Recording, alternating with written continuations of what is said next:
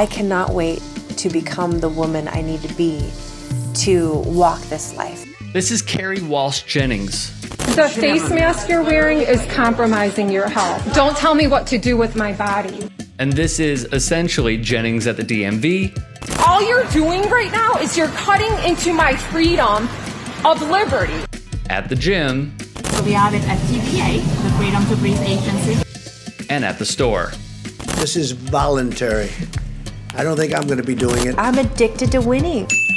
When she's not representing the United States in volleyball. I don't wear a mask for the same reason I don't wear underwear. Things gotta breathe. She's drinking the MAGA Kool-Aid. I feel like I want to joyfully dominate and kick ass. She may seem friendly, but her actions are pure evil.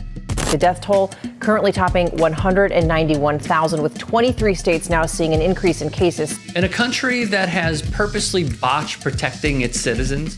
I wanted to always play it down. I still like playing it down. The administration knew of the severities and downplayed the virus to not cause panic, as the white supremacist states, in recorded conversations. We have surpassed 191,000 deaths in this country. We are barred entry into countless countries that have controlled the virus in much better ways than we have, all because our foolish, idiotic, stupefying president did not tell his loyal followers to wear a mask and try to stay inside. On top of this, he fired the entire pandemic response team. Look, we can go over his failures, but let's stay center.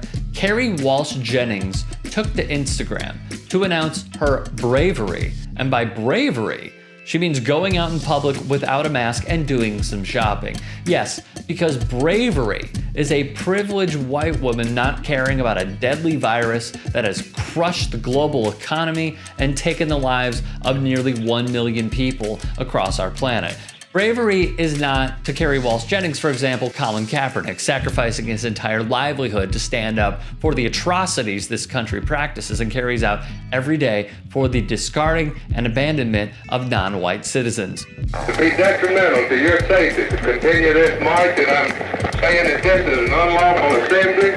Bravery? John Lewis marching on the Edmund Pettus Bridge. That's bravery, Kerri. Bravery is Tommy Smith and John Carlos at the 1968 Olympics. The FBI has put black militant Angela Davis on its list of the 10 most wanted fugitives. Bravery is Angela Davis, C.T. Vivian, Jackie Robinson, the Milwaukee Bucks. Take a page out of their brave books. Yet somehow to Walsh Jennings, it is anti-masking, the leading form of consent to kill your fellow man, woman, and child that has been hijacked as brave. We are all endlessly complaining about the restrictive and arbitrarily selective rules that we are being strongly suggested to follow, and yet we are all consenting. Not much of a fight, just a lot of complaining and strongly disagreeing with this manipulation, but we keep consenting. It's maddening. It has crushed our society, people's livelihoods, our children's spirits, and the fabric of our world. We have become a country and a world estranged from each other, and it is more deeply unhealthy than any virus could ever be. Do you know why we became estranged? Play it back. It's also more deadly than your strenuous flus. This is more deadly. In a follow-up post, Walsh Jennings included the picture truce with the first part of her caption reading, "My goodness gracious.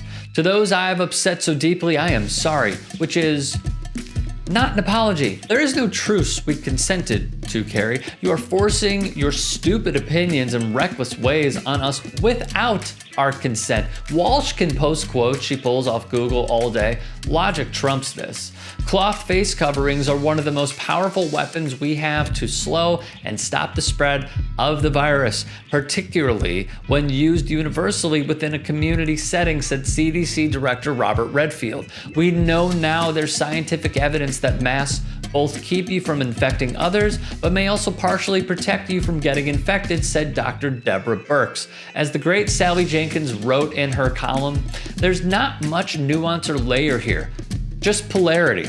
Masks work for you and for others. But in venturing forth without one, Walsh Jennings styled herself as a rugged American individualist, nothing short of a rebel Minuteman fighting a war of liberation because our freedoms have slowly been taken from us with our consent. Walsh Jennings mixes up personal liberty with anarchy, the refusal to recognize any governance or covenant with other citizens. That's not freeing, it's disordering. If you'd like to hear more thought-provoking content like TYT Sports on Facebook and to help in my journey to keep media independent, go to tyt.com/Rick.